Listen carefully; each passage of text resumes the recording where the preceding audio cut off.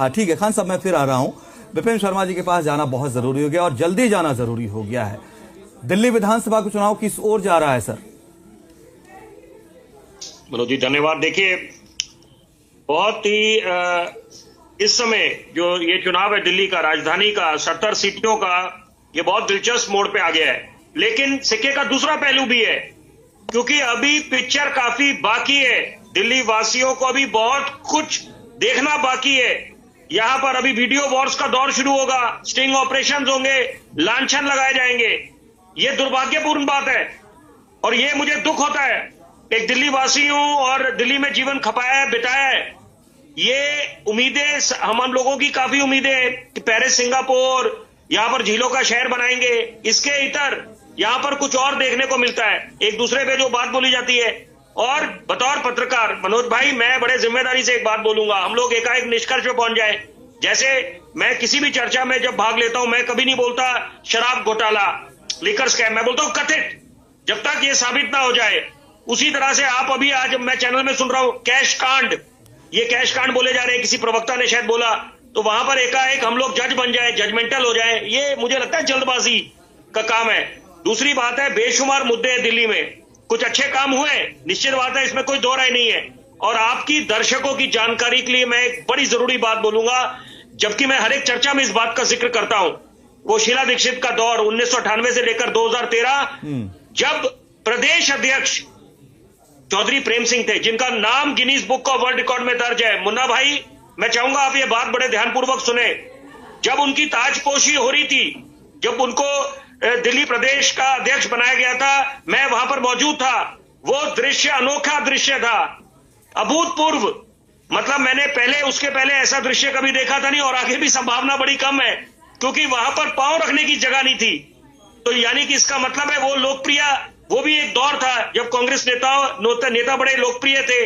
विधानसभा में जब मैं जाया करता था, वहां पर दृश्य देखते ही बनता था, हर जगह कांग्रेस के विधायक बैठे दिखाई देते थे। वो अलग बात है, उसके बाद जो चुनाव हुए, कांग्रेस खाता नहीं खोल पाई है। लेकिन इस समय जो ये 2025 का चुनाव होगा, ये त्रिकोणीय मुकाबला होगा, क्योंकि कांग्रेस के नेता जो हैं वो भी उन्होंने कमर कस ली है। वो चाहते हैं कांग्रेस की वापसी हो, खोई हुई जमीन वो लोग तलाश रहे हैं। और यहां पर जो त्रिकोणीय मुकाबला होगा, दिलचस्प इसलिए भी है क्योंकि हर एक के पास कुछ ना कुछ उम्मीद है। भाजपा की अगर बात करें, यहां पर महाराष्ट्र, हरियाणा में जो जीत दर्ज करी है, तो यहां पर संगठन में एक नई ऊर्जा आई है, नई प्रेरणा आई है, आत्मविश्वास 7वें आसमान पर है। कांग्रेस को अच्छी संभावना लग रही है इस समय दिल्ली में, क्योंकि जो लोकसभा में 2024 में उनका प्रदर्शन रहा है, अब अगर उसकी तुलना करी जाए 2014 और 19 से, तो बहुत अच्छा रहा है, ज्यादा सीटें निकाली है। तो यहां पर उनका आत्मविश्वास भी 7वें आसमान पर है। और भूलना नहीं चाहिए आम आदमी पार्टी, क्योंकि दिल्ली एक बहुत अच्छी केस स्टडी है। लोकसभा के चुनाव तो क्लीन स्वीप भाजपा, और आम आदमी पार्टी को विधानसभा में प्रचंड बहुमत।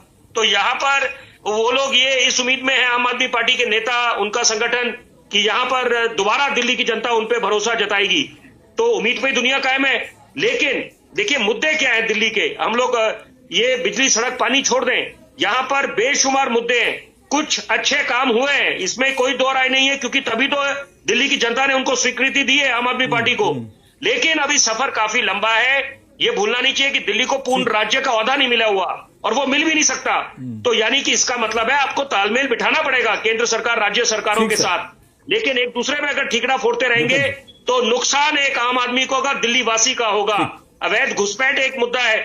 और यहां पर अभी ये जो योजनाएं हैं, एक बड़ी जरूरी बात मैं संक्षेप में बोलूंगा, ये जो रेवड़ी हम बात करते हैं, फ्रीबी कल्चर की, देखिए जनता जनार्दन होती है, आपको जनता को कुछ देना पड़ेगा, सब्सटैंशियल, कॉन्क्रीट।